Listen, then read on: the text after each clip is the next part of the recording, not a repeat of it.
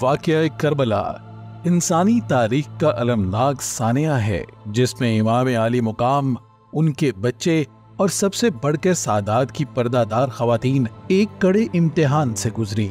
Karbala की शहादत व असीरी के दौरान खवातीन ने अपनी वफादारी और इसारो कुर्बानी के जरिए इस्लामी तहरीक में वो रंग भरे हैं जिनकी अहमियत का अंदाजा लगाना भी दुश्वार है। बाप, भाई, शोहर और कलेजे के टुकड़ों को दीने इस्लाम की बका के लिए राह खुदा में कुर्बान होने की इजाजत देना और जख्म खून से रंगीन जनाजों पर सजदा शुक्र अदा करना कोई आसान बात नहीं। मैदान करबला में जमीर फरोश कातलों ने इंसानियत को जलीलो ख्वार किया। इस अजीम वाक़े के बाद माओ, बहनों और बेटियों के अश्कों ने मुर्दा दिलों को भी झंझोड़ कर रख दिया, मगर वो खुद पूरे वक़ार जलाल के साथ कत्ल व असीरी की तमाम मंजिलों से गुजर गईं और शिकवे का एक लफ्ज भी जुबान पर ना आया।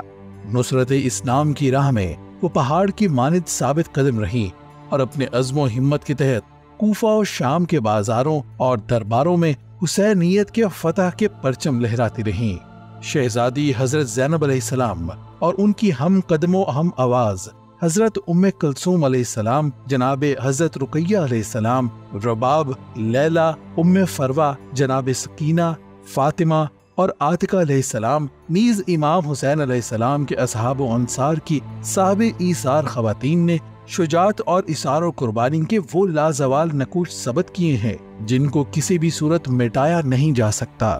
यूं तो करबलाए मोहल्ला अहले बैत के लिए सख्त इम्तिहान की जगह थी, मगर असर अशूरा को इमाम हुसैन अलैहिस्सलाम की शहादत के बाद जब अहले हरम के खैमों में आग लगा दी गई, बीबियों के सरों से चादरें छीन ली गईं, तो जलते खैमों से निकलकर मुसीबत ज़दा खवातीन और बच्चे करबला की जलती रेत पर बैठ गए। उस वक्त बीमार करबलाए इमाम सज्जाद अलैहिस्सलाम गशी के आलम में थे, तो जनाब ज़ैनब अलैहिस्सलाम ने अपनी बहन उम्मे कुलसूम अलैहिस्सलाम के साथ आग के शोलों से खुद को बचा बचा कर भागते बच्चों को एक जगह जमा किया। किसी बच्चे के दामन में आग लगी थी तो किसी के रुखसार पर तमाचों के निशान थे। कोई जालिमों की यलगार के दौरान पांव तले दबकर जान दे चुका था, तो कोई प्यास की शिद्दत से बेहाल था। 10 मुहर्रम की वहशत, इस्तराब, बेचैनी और बेसरो सामानी की क़यामत खेज रात को इमाम हुसैन अलैहिस्सलाम की बहनों ने पहरा देते हुए टहल टहल कर गुजार दी।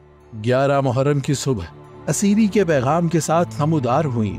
लश्करे यजीद शिमर और खौली की सरपरस्ती में रस्सियां और जंजीरें लेकर आ गया। औरतें रस्सियों में जकड़ दी गईं और बीमार सैयद सज्जाद अलैहिस्सलाम के गले में तौक और हाथों और पैरों में जंजीरें डाल दी गईं। ऊंटों पर सवार यजीदी फौज खवातीन और बच्चों को करबला की जलती रेत पर अपने वारसों और बच्चों के बेसर लाशें छोड़कर कुफा की तरफ रवाना हो गईं।